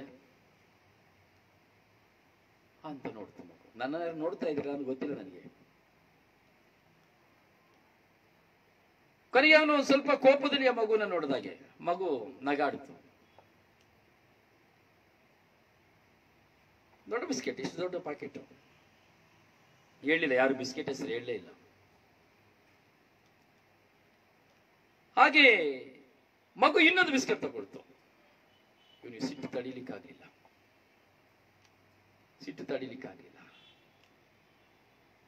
ಎಂತ ಮಗು ನೀನು ಅಂತ ಹೇಳಿದ. ಮಗು ನಗಾಡ್ತು. ಆ ಕಡೆದಂತ ತಂದೆ ತಾಯಿ ಅವನ ದುರ್ಗುಟ್ಟು ನೋಡಿದ್ರು, ಸುಮ್ಮನಾಗ್ಬಿಟ್ರು. ಕೊನೆಗೆ ಇನ್ನೊಂದು ಬಿಸ್ಕೆಟ್ನ ಅವನು ತೆಗೆದುಕೊಳ್ಳಿಕ್ಕೆ ಮುಂಚಿತವಾಗಿ ಮಗು ಆ ಬಿಸ್ಕೆಟ್ನ ತಗೊಂಡ್ಬಿಡ್ತು. ಅವನಿಗೆ ತುಂಬಾ ಸಿಟ್ಟು ಬಂತು. ಬೈಲಿಕ್ಕೆ ಶುರು ಮಾಡಿದ. ಎಂತ ಮಗು ಇದೆ, ಏನು ಒಂದ್ ಸ್ವಲ್ಪ ಪ್ರಜ್ಞೆ ಇಲ್ವಾ ಈ ಮಗುಗೆ, ಬುದ್ಧಿ ಇಲ್ವಾ ಈ ಮಗುಗೆ? ಆದ್ರೆ ಮಗುಗೆ ಭಾಷೆ ಗೊತ್ತಿಲ್ಲ, ತಂದೆ ತಾಯಿಗೆ ಭಾಷೆ ಗೊತ್ತಿಲ್ಲ.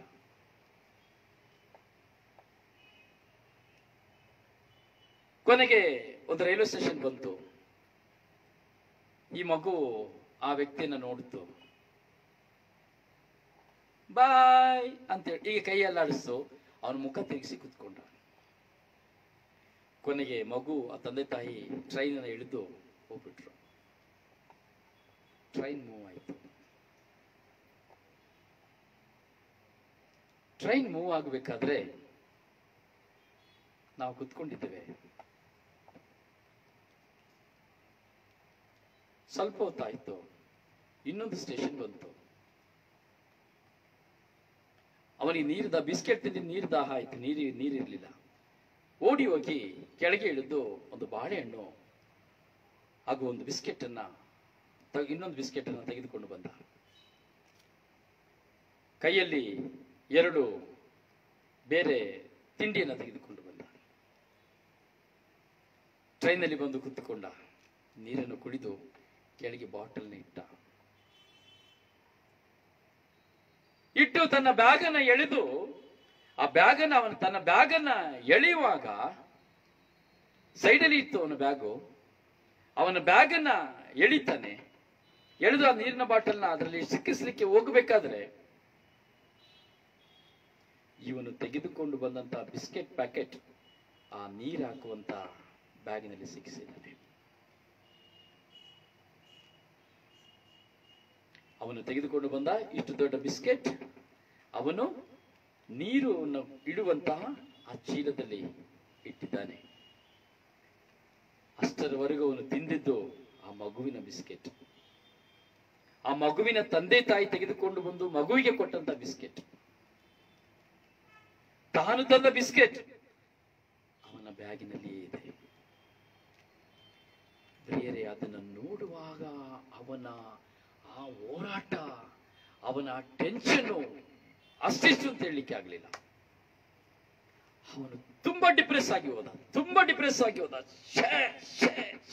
ಈಗ ಕುತ್ಕೊಂಡಿದ್ದನು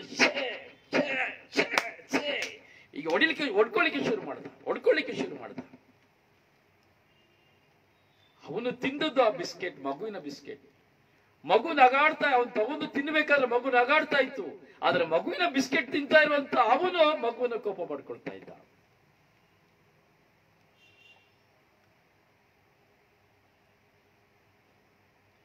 ಆ ಸಮಯದಲ್ಲಿ ಒಂದು ಭಿಕ್ಷೆ ಬೇಡುವಂತಹ ಇಬ್ಬರು ಮಕ್ಕಳು ಕಂಪಾರ್ಟ್ಮೆಂಟ್ ಅಲ್ಲಿ ಬರ್ತಾರೆ.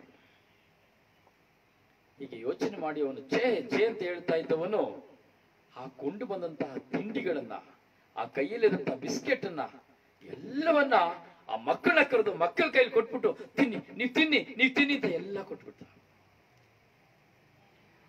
ಕಣ್ಣಿನಲ್ಲಿ ನೀರು. ನಾ ಕೇಳಿದೆ, ಏನಾಯ್ತು? What's happened? என்ன ஆச்சு உங்களுக்கு? என்ன நடந்தது? எதுக்காக அழுறீங்க? கண்ணில் கண்ணு கலங்குறீங்க? நம்ம பார்த்துட்டு தான் இருந்தோம் உங்களை.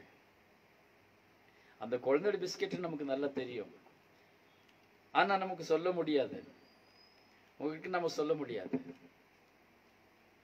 ನಮಗೆ ಗೊತ್ತು ನೀವು ತಿಂತಾ ಇರೋದ ಮಗುವಿನ ಬಿಸ್ಕೆಟ್ ಅಂತ, ಆದ್ರೆ ನಾನು ನಿಮಗೆ ಹೇಳಲಿಕ್ಕೆ ಆಗ್ಲಿಲ್ಲ.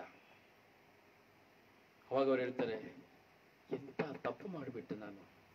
ಆ ಮಗುವಿಗಿರುವಂತ ಮನಸ್ಸು ನನಗೆ ಬರಲಿಲ್ವಲ್ಲ. ನಾನೊಬ್ಬ ಟೀಚರ್, ಲೆಕ್ಚರರ್,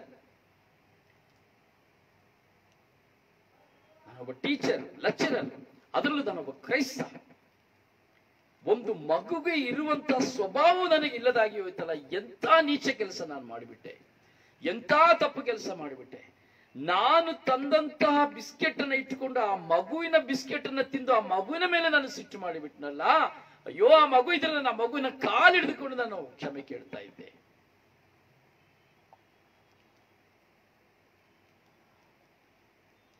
ಇಷ್ಟು ಆಳ ಇದೆ, ಯೋಚನೆ ಮಾಡಿಲ್ಲ.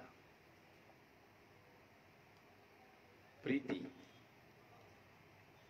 ಎಲ್ಲಾ ಅರಿತಂತಹ 40-45 ವರ್ಷವಾಗಿರುವಂತಹ ವ್ಯಕ್ತಿ, ಕೇವಲ 4 ವರ್ಷದ ಮಗು, ಲೋಕವನ್ನು ತಿಳಿದಂತಹ ವ್ಯಕ್ತಿ, ಲೋಕವನ್ನೇ ತಿಳಿದಿರುವಂತಹ ಮಗು, ತನ್ನದಲ್ಲ ಎಂದು ಪಕ್ಕದಲ್ಲಿ ತಿನ್ನುವನ್ನ ನೋಡುವಾಗ ನಗಾಡ್ತಾ ಇದೆ. ಅವನು ತೆಗೆದು ತಿಂತಾ ಇದ್ರೆ ನಗಾಡ್ತಾ ಇದೆ ಮಗು. ತಿಂತಾ ಇರೋದು ಮಗುವಿನ ಬಿಸ್ಕೆಟ್ ಮಗು, ಆದ್ರೆ ಆತ ತಿಂತಾ ಇರೋದು ಮಗುವಿನ ಬಿಸ್ಕೆಟ್. ಅವನಿಗೆ ಸಿಟ್ಟು ಬರ್ತಾ ಇದೆ, ಮಗು ನೋಡಿ ನಗಾಡ್ತಾ ಇದೆ. ಒಂದು ಇಮ್ಯಾಜ್ ಮಾಡಿ ನೋಡಿ ಎಲ್ಲ. ಆಮೆನ್. ಪ್ರೀತಿ, ಮಗುವಿನಲ್ಲಿ ಬಂದಂತಹ ಪ್ರೀತಿ. So that's God's love. ದೇವರ ಪ್ರೀತಿಯನ್ನು ಅಲ್ಲಿ ಅವನು ಕಂಡುಕೊಂಡ, ಅಲ್ಲಿ ದೇವರ ಪ್ರೀತಿಯನ್ನು ಅವನು ಕಲಿತುಕೊಂಡ. ಹಾಗೆಯೇ ತನ್ನ ಪಶ್ಚಾತ್ತಾಪದ ಹೃದಯದಿಂದ ಅವನಲ್ಲಿ ಕಣ್ಣೀರು ಬಂತು. ಕಾರಣ ಅವನು ಸಹ ದೇವರನ್ನ ಪ್ರೀತಿಸ್ತಾ ಇದ್ದ. ಆದರೆ ಕೇವಲ ತನ್ನ ಕೈಯಲ್ಲಿ ತೆಗೆದುಕೊಂಡ 20 ರೂಪಾಯಿ ಬಿಸ್ಕೆಟ್ ಅವನಿಗೆ ದೊಡ್ಡದಾಗಿ ಹೋಯ್ತು ಅಷ್ಟೇ. ಆ ಕ್ಷಣ 20 ರೂಪಾಯಿ ಅನ್ನೋ ಬಿಸ್ಕೆಟ್ ನನ್ನದು ಎಂಬುದು ಕೈಯಲ್ಲಿ ಬಂದ ಕಾರಣ ಅವನು ದೇವರನ್ನ ಮರೆತು ಬಿಟ್ಟ. ಆದರೆ ಅದು ನನ್ನದಲ್ಲ ಎಂದು ಬಂದ ತಕ್ಷಣ ಅವನು ಅಳ್ಲಿಕ್ಕೆ ಶುರು ಮಾಡಿದ. ಪಶ್ಚಾತ್ತಾಪದಲ್ಲಿ ತಾನು ತೆಗೆದುಕೊಂಡದೆಲ್ಲವನ್ನ ಭಿಕ್ಷುಕ ಮಕ್ಕಳಿಗೆ ಕೊಟ್ಟು ಬಿಟ್ಟ. ಸೊ ಅವನು ಇಳಿದ ಮೇಲೆ ಎಷ್ಟು ಟೆನ್ಷನ್ ಮಾಡಿರ್ಬೋದು ಯೋಚನೆ ಮಾಡಿದ್ರಿ. ಒಬ್ಬರನ್ನೊಬ್ಬರು ಪ್ರೀತಿಸಬೇಕು, ಇದೇ ದೇವರ ಆಜ್ಞೆ. ದೇವರ ಆಜ್ಞೆಯನ್ನು ಪಾಲಿಸುವವನಲ್ಲಿ ದೇವರು ನೆಲೆಸಿರುತ್ತಾರೆ. ಯಾರು ದೇವರ ಆಜ್ಞೆಯನ್ನ ಪಾಲಿಸುತ್ತಾನೋ ಅವನಲ್ಲಿ ಮಾತ್ರ ದೇವರು ನೆಲೆಸಲಿಕ್ಕೆ ಸಾಧ್ಯ. ಯಾವಾಗ ದೇವರು ನಿನ್ನಲ್ಲಿ ನನ್ನಲ್ಲಿ ನೆಲೆಸಿರುತ್ತಾರೋ ಆಗ ಕೆಟ್ಟದ್ದು ನನ್ನೊಳಗೆ ಪ್ರವೇಶಿಸುವಾಗ ಅದು ನನ್ನ ರೆಫ್ಯೂಸ್ ಮಾಡ್ತದೆ, ಅದು ಹೊರಗೆ ಆಗ್ತದೆ. ಯಾವಾಗ ಬಾಯಿಲಿ ಒಂದು ಉಪ್ಪನ್ನು ಬಾಯಿಲಿ ಹಾಕಿದಾಗ ಏನ್ ಮಾಡ್ತೇವೆ? ಉಗಿತೇವೆ. ಒಂದು ಕಹಿ ಬಾಯಿಗೆ ಹಾಕಿದ್ರೆ ಏನ್ ಮಾಡ್ತೇವೆ? ಉಗಿತೇವೆ. ಒಂದು ತುಂಬಾ ಖಾರವಾದ ಬಾಯಿಗೆ ಹಾಕಿದ್ರೆ ಏನ್ ಮಾಡ್ತೇವೆ? ಉಗಿತೇವೆ. ಬಾಯಿಗೆ ಬೇಡವಾದದ್ದು, ಬಾಯಿಗೆ ರುಚಿಕರವಲ್ಲದವರದ್ದು ಯಾವುದೇ ಬಾಯಿಗೆ ಹಾಕಿದ್ರೆ ಏನ್ ಮಾಡ್ತದೆ? ಬಾಯಿ ಹೊರಗೆ ಉಗಿತದೆ, ಥೂತ ಉಗಿತದೆ. ಒಂದು ನಾಲಿಗೆಯ ಮೇಲೆ ಒಂದು ಕೂದಲು ಬಂದರೂ ನಾಲಿಗೆ ಹೊರಗೆ ಉಗಿತದೆ. ಒಂದು ಬಾಯಿಲಿ ಎಂಜಿಲು ಹೆಚ್ಚಾಗ್ಬಿಟ್ರೆ ಅದನ್ನು ಉಗಿತದೆ. ಒಂದು ಧೂಳು ಬಾಯಿಗೆ ಓದಿದ ತಕ್ಷಣ ಉಗಿಯುತ್ತದೆ.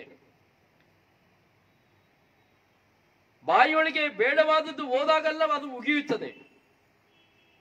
ಸೊ ಹಾಗೆ ಯಾರು ದೇವರಲ್ಲಿ ನೆಲೆಸಿರುತ್ತಾನೋ, ದೇವರು ಯಾರಲ್ಲಿ ನೆಲೆಸಿರುತ್ತಾರೋ, ನನ್ನಲ್ಲಿ ನಿನ್ನಲ್ಲಿ ಯಾರಲ್ಲಿ ದೇವರು ನೆಲೆಸಿರುತ್ತಾರೋ, ಹೀಗೆ ದೇವರು ನೆಲೆಸಿರುವಂತಹ ವ್ಯಕ್ತಿಯಲ್ಲಿ ಕೆಟ್ಟದ್ದು ಪ್ರವೇಶಿಸುವಾಗ, ಕೆಡಕಾದದ್ದು ಪ್ರವೇಶಿಸುವಾಗ, ದೇವರಿಗೆ ವಿರುದ್ಧವಾದದ್ದು ಪ್ರವೇಶಿಸುವಾಗ ನಮ್ಮಿಂದ ಅದು ಹೊರ ಹಾಕಲ್ಪಡುತ್ತದೆ, ರೆಫ್ಯೂಸ್ ಮಾಡುತ್ತದೆ.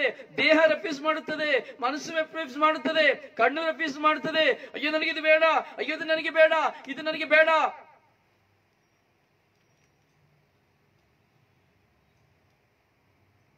Praise the Lord.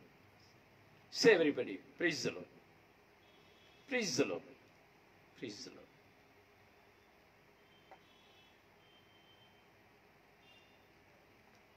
ಆಳದ ಅರ್ಥವನ್ನು ನಾವು ಧ್ಯಾನಿಸಬೇಕು. ದೇವರ ನನ್ನಲ್ಲಿ ನೆಲೆಸಿರುತ್ತಾರೆ.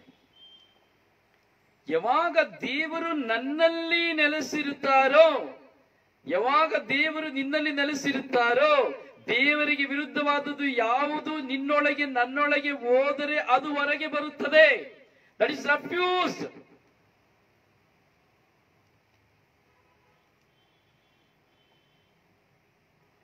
ನಾನು ಮಾಡಿದ್ದು ತಪ್ಪು ಎಂಬುವಂತ ಅರಿವು ಹೊರಗೆ ಬರ್ತದೆ. ಅಯ್ಯೋ ನಾನು ಹೀಗೆ ಹೇಳ್ಬಾರ್ದಾಗಿತ್ತು, ಅಯ್ಯೋ ನಾನು ಹೀಗೆ ಮಾಡಬಾರ್ದಾಗಿತ್ತು, ಅಯ್ಯೋ ನಾನು ಹೋಗ್ಬಾರ್ದಾಗಿತ್ತು. ದೇವರು ನೆಲೆಸಿರುವ ಕಾರಣ ನನ್ನಿಂದ ಹೊರಗೆ ಬರ್ತದೆ, ಪಶ್ಚಾತ್ತಾಪ ಉಲ್ಪಣವಾಗ್ತದೆ.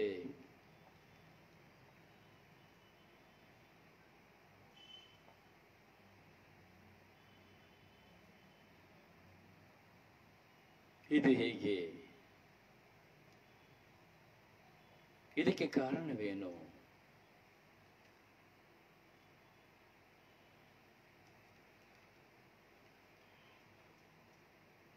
ಪ್ರಿಯರೇ, ನಾವು ಧ್ಯಾನಿಸುವಂತಹ ಧ್ಯಾನಗಳು ನಮ್ಮನ್ನು ಹೊಸ ಸೃಷ್ಟಿಯಾಗಿ ಮಾಡುವಂತವುಗಳು.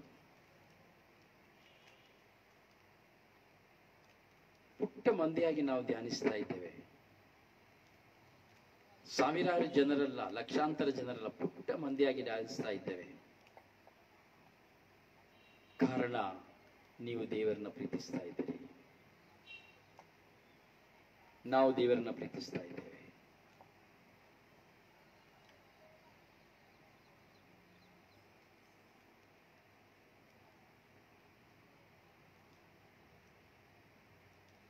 ಈಗ ಕುಟುಂಬ ಜೀವನದಲ್ಲಿ ನಾವಿದ್ದೇವೆ. ಒಂದು ಕುಟುಂಬ, ಒಳ್ಳೆ ಕುಟುಂಬ, ಒಳ್ಳೆ ಒಂದು ಪವಿತ್ರ ಕುಟುಂಬ, ಒಳ್ಳೆ ಪ್ರಾರ್ಥನೆ ಮಾಡುವ ಕುಟುಂಬ.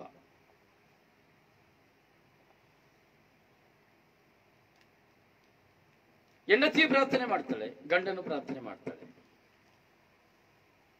ಒಂದು ದಿನ ಪತಿ ಪತ್ನಿಯಲ್ಲಿ ಒಂದು ಚಿಕ್ಕ ಘರ್ಷಣೆ ಪ್ರಾರಂಭವಾಯಿತು, ಒಂದು ಚಿಕ್ಕ ತಪ್ಪು ಒಂದು ಘರ್ಷಣೆ ಶುರುವಾಯಿತು. ಗಂಡನ ಮಾತಿಗೆ ಹೆಂಡತಿ ಬೆಲೆ ಕೊಡುವುದಿಲ್ಲ. ಗಂಡ ಹೇಳ್ತಾನೆ, ನೀನ್ ಯಾಕೆ ಮೊಬೈಲಲ್ಲೇ ಕೂತ್ಕೊಂಡು ನಾನು ಏನ್ ಹೇಳಿದ್ರು ನೀನು ಕೇಳ್ತಲ್ಲ, ಬರೀ ಮೊಬೈಲಲ್ಲೇ ಕೂತ್ಕೊಂಡಿದ್ದೀಯಲ್ಲ ನೀನು ಎಂಬುದಾಗಿ ಆ ಮೊಬೈಲ್ ಅನ್ನ ತೆಗಿಲಿಕ್ಕೆ ಹೋಗ್ತಾನೆ. ಸಿಟ್ಟಿನಲ್ಲಿ ನುಗ್ತಾನೆ, ಮೊಬೈಲ್ ಮೇಲೆ ಕೈ ಹಾಕಿ ಹೊಡೆದಾಕ್ಬಿಡ್ಬೇಕು ಅಂತ ಹೇಳಿ ಒಂದು ಉದ್ದೇಶದಿಂದ, ಕೋಪದಿಂದ ಆ ಮೊಬೈಲ್ ಹೆಂಡತಿ ಗೌರವಿಸ್ತಾ ಇಲ್ಲ, ಪ್ರೀತಿಸ್ತಾ ಇಲ್ಲ, ಪ್ರೀತಿನ ತೋರಿಸ್ತಾ ಇಲ್ಲ ಎಂಬುದಾಗಿ ಮೊಬೈಲ್ಗೆ ಕೈ ಹಾಕ್ಲಿಕ್ಕೆ ಹೋಗ್ತಾನೆ. ಈ ಹೆಂಡತಿ ತನ್ನ ಗಂಡನ ಮೇಲೆ ಬಿದ್ದು ಎಳೆದಾಡ್ತಾಳೆ. ಕೊನೆಗೆ ಮೊಬೈಲ್ ಸಿಕ್ಕುವುದಿಲ್ಲ. ಆಕೆಯ ಇನ್ನೊಬ್ಬ ಮಗ ಜೊತೆಯಲ್ಲಿದ್ದವನು ಆ ಮೊಬೈಲ್ ನ ಸಂರಕ್ಷಿಸಿಬಿಡ್ತಾನೆ. ತಕ್ಷಣ ಈ ಹೆಂಡತಿ ಏನು ಮಾಡ್ತಾಳೆ? ಓಡ್ತಾಳೆ, ರಸ್ತೆ ಇರಿ ನಾನು ಕರ್ಕೊಂಡು ಬರ್ತೀನಿ, ರಸ್ತೆಯಲ್ಲಿರೋ ಜನರನ್ನ ಕರ್ಕೊಂಡು ಬರ್ತೀನಿ, ನಿಮಗೆ ನೀನನ್ನು ಹೊಡಿತಾ ಇದ್ದೀನಿ ಅಂತ ನಾನು ರಸ್ತೆಗೆ ಕರ್ಕೊಂಡು ಬರ್ತೀನಿ, ಜನರನ್ನ ಕರ್ಕೊಂಡು ಬರ್ತೀನಿ ಅಂತೇಳಿ ರಸ್ತೆಯಲ್ಲಿ ಹಿಡಿದು ಓಡುತ್ತಾಳೆ.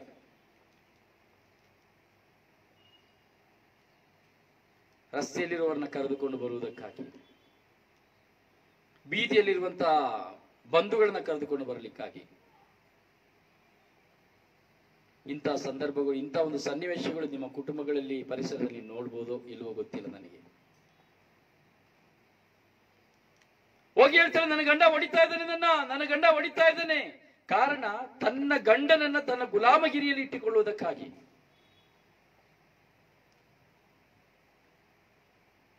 ತನ್ನ ಗಂಡನನ್ನ ಬ್ಲಾಕ್ ಮೇಲ್ ಮಾಡ್ತಾಳೆ ಅವಳು. ತನ್ನ ಗಂಡನನ್ನ ಗುಲಾಮಗಿರಿಯಲ್ಲಿ ಇಟ್ಟುಕೊಳ್ಳುವುದಕ್ಕೆ ಗಂಡ ತಾನು ಹೇಳುವುದನ್ನು ಕೇಳುವುದಿಲ್ಲ ಎಂಬುದಾಗಿ ರಸ್ತೆಗೆ ಹೋಗಿ ಬೇರೊಬ್ಬರನ್ನ ಕರ್ಕೊಂಡು ಬರ್ತಾಳೆ, ನನ್ನ ಹೊಡಿತಾ ಇದ್ದಾನೆ ಇವನು ಎಂಬುದಾಗಿ. ಅವನು ಹೊಡಿಲೇ ಇಲ್ಲ. ದೇವರನ್ನು ಪ್ರೀತಿಸುವಂತವಳು, ದೇವರನ್ನು ಪ್ರೀತಿಸುವವನು. ಪಶ್ಚಾತ್ತಾಪವೂ ಇಲ್ಲ, ಪರಿವರ್ತನೆಯೂ ಇಲ್ಲ.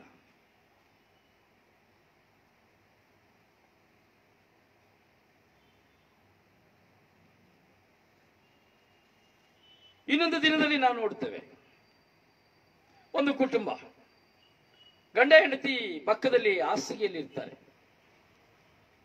ಗಂಡ ಹೆಂಡತಿ ಹಾಸಿಗೆಯಲ್ಲಿ ಇರಬೇಕಾದ್ರೆ ತುಂಬಾ ಶಕೆ. ಹೆಂಡತಿ ತಾನೊಬ್ಬಳೇ ಬೀಸಿಕೊಳ್ತಾ ಇರ್ತಾಳೆ, ಗಾಳಿ ಬೀಸಿಕೊಳ್ತಾ ಇರ್ತಾಳೆ. ಗಂಡ ಸ್ವಲ್ಪ ಮುನಿಸಿಕೆಯಲ್ಲಿ ಇರ್ತಾನೆ, ಹೆಂಡತಿಯ ಪ್ರೀತಿ ಸರಿಯಾಗಿ ಕೊಡ್ತಾ ಇಲ್ಲ, ಅವಳು ಸರಿಯಾಗಿ ಮಾತನಾಡ್ತಲ್ಲ, ಮುನಿಸಿಕೆಯಲ್ಲಿ ಇರ್ತಾನೆ. ಗಂಡ ಹೇಳ್ತಾನೆ, ಏನೇ ನೀನು ಒಬ್ಬಳೇ ಬೀಸ್ಕೊಳ್ತಾ ಇದೆಯಲ್ಲ ಗಾಳಿನ, ನನಗೂ ಸ್ವಲ್ಪ ಬೀಸಬಾರ್ದ ಎಂದು ಹೇಳ್ತಾಳೆ. ಅವಳು ಸಹ ಟೆನ್ಷನ್ ಅಲ್ಲಿ ಇರ್ತಾಳೆ. ತಕ್ಷಣ ಎದ್ದು ಕುತ್ಕೊಂಡು ಅವನ ಕೈನ ಹಿಡಿದುಕೊಂಡು ದಬ್ಬಾಳಿಕೆ ಮಾಡ್ತಾಳೆ, ಅವನ ಮೇಲೆ ಕೈ ಮಾಡಲು ಯತ್ನಿಸುತ್ತಾಳೆ. ಕೊನೆಗೆ ಗಂಡನಾದ್ರು ಇದ್ಯಾಕೆ ಹೀಗೆ ಮಾಡ್ತಾ ಇದೆಯಾ, ಯಾಕೆ ಹೀಗೆ ಮಾಡ್ತಾ ಇದೆಯಾ ಎಂದು ಕೇಳಬೇಕಾದ್ರೆ, ಹಾಸಿಗೆಯಲ್ಲಿರುವಂತಹ ಹೆಂಡತಿ ತನ್ನ ಹಾಸಿಗೆಯಲ್ಲಿ ಇದ್ದುಕೊಂಡು ತನ್ನ ಮಕ್ಕಳನ್ನು ಕರೆಯುತ್ತಾಳೆ. ಅಯ್ಯೋ ಓಡಿ ಬನ್ನಿ ಮಕ್ಕಳೇ, ಓಡಿ ಬನ್ನಿ, ನಿಮ್ಮ ಅಪ್ಪ ಹೊಡಿತಾ ಇದ್ದಾರೆ, ಓಡಿ ಬನ್ನಿ, ನಿಮ್ಮ ಅಪ್ಪ ಹೊಡಿತಾ ಇದ್ದಾರೆ ಕೂಗ್ತಾಳೆ. ಪ್ರೀತಿ, ಗಂಡನ ಮೇಲಿನ ಪ್ರೀತಿ, ದೇವರ ಮೇಲಿನ ಪ್ರೀತಿ. ಅಲ್ಲಿಯೂ ಏನು, ತನ್ನ ಗಂಡ ಗುಲಾಮಗಿರಿಯಾಗಿರಬೇಕೆಂಬುದಾಗಿ.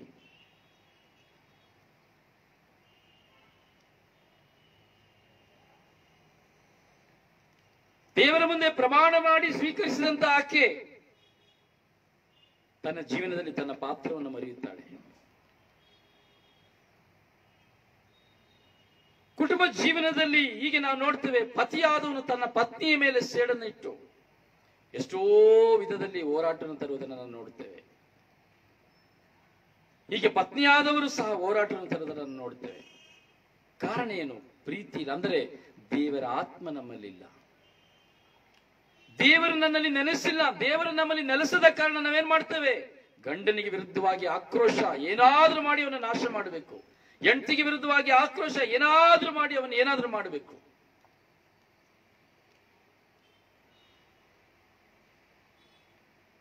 ಪ್ರೀತಿ, ದೇವರ ಆಜ್ಞೆಯನ್ನು ಪಾಲಿಸುವವನು ಅವನಲ್ಲಿ ನೆಲೆಸಿರುತ್ತಾನೆ. ದೇವರ ಆಜ್ಞೆಯನ್ನು ಯಾರು ಪಾಲಿಸ್ತಾನೋ ಅವನಲ್ಲಿ ದೇವರು ನೆಲೆಸಿರ್ತಾರೆ, ದೇವರ ಅವನಲ್ಲಿ ನೆಲೆಸಿರ್ತಾರೆ, ದೇವರ ಅವಳಲ್ಲಿ ನೆಲೆಸಿರ್ತಾರೆ. ಆದ್ರೆ ನಮಗೆ ಗೊತ್ತಿಲ್ಲ ನನ್ನಲ್ಲಿ ದೇವರು ನೆಲೆಸಿದ್ದಾರ, ದೆವ್ವ ನೆಲೆಸಿದ್ದಾರ ಅಂತ ಹೇಳಿ.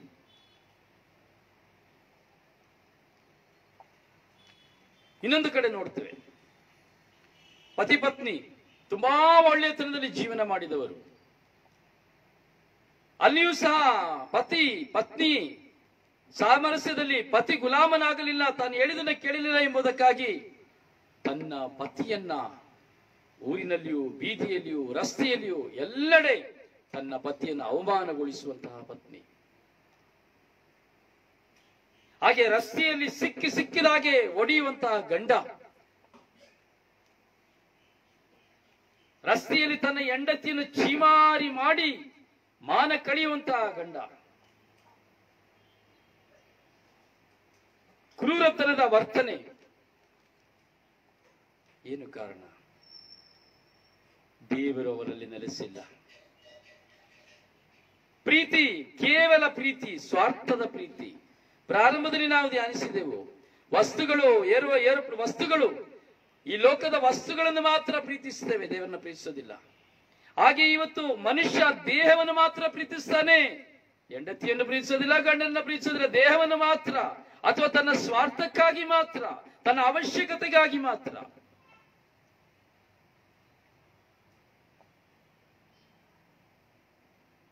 ದೇವರ ಆತ್ಮವಿಲ್ಲ, ಪ್ರಾರ್ಥನೆಗೆ ಏನು ಕಡಿಮೆ ಇಲ್ಲ.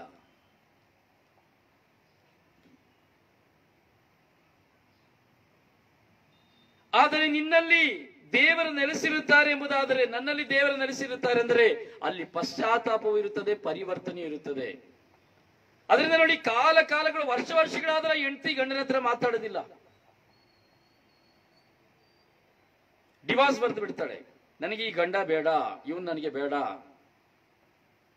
ಅಯ್ಯೋ ಇವನ್ನ ಮದುವೆ ಮಾಡ್ಕೊಳಕ್ ಬದಲಾಗಿ ನಾ ಇನ್ನೊಬ್ಬನ ಮದುವೆ ಮಾಡ್ಕೊಂಡ್ರೆ ಚೆನ್ನಾಗಿರ್ತಾ ಇತ್ತು, ಅಯ್ಯೋ ಇವನಿಗಿಂತ ನನ್ನನ್ನ ಒಬ್ಬ ಪ್ರೀತಿಸಿದ, ಅವನು ಎಷ್ಟು ಪ್ರೀತಿಸ್ತಾ ಇದ್ದ, ಅವನ್ನ ಮದುವೆ ಮಾಡ್ಕೋಬಹುದಾಗಿತ್ತು.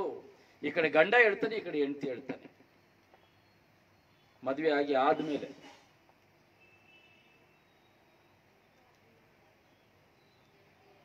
ಅಯ್ಯೋ ಅವನು ನನ್ನ ಎಷ್ಟು ಪ್ರೀತಿಸ್ತಾ ಇದ್ದ, ನಿಮ್ಮನ್ನ ಮದುವೆ ಮಾಡ್ಕೊಂಡ್ಬಿಟ್ನಲ್ಲ, ಹೆಂಡತಿ ಹೇಳ್ತಾಳೆ ಗಂಡನ ಹತ್ರ.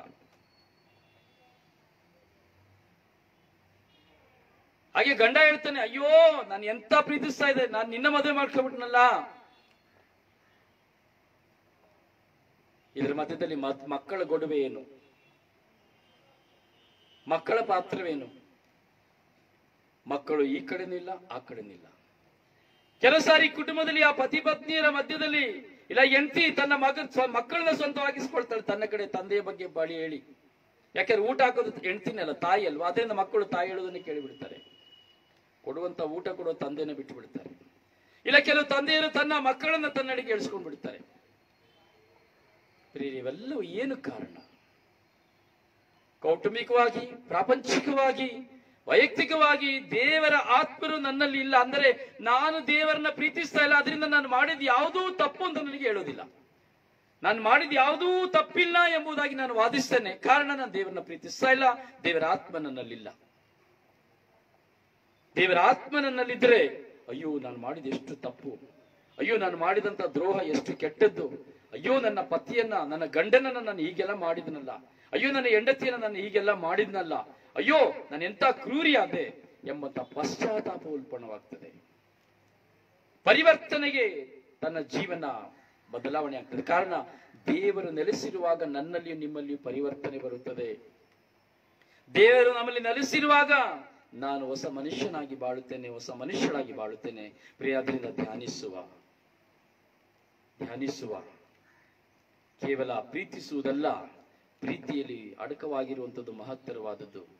ಹಾಗೆ ಲೋಕವನ್ನಲ್ಲ, ಲೋಕದಲ್ಲಿರುವಂತಹ ವಸ್ತುಗಳನ್ನಲ್ಲ, ಲೋಕವನ್ನು ವಸ್ತುಗಳನ್ನು ಮಾಡಿದವರನ್ನಲ್ಲ, ದೇವರನ್ನು ನಾವು ಪ್ರೀತಿಸುವ. ದೇವರನ್ನು ನಾನು ಪ್ರೀತಿಸುತ್ತೇನೆ ಅಂದ್ರೆ ನಾನು ಒಬ್ಬರನ್ನೊಬ್ಬರನ್ನ ಪ್ರೀತಿಸಬೇಕು. ನಾನು ಟ್ರೈನಿನ ಒಂದು ಸಂದರ್ಭವನ್ನು ನಿಮ್ಮ ಮುಂದೆ ಹೇಳಿದೆ, ಯೋಚಿಸಿ ನೋಡಿ. ಅಲ್ಲ,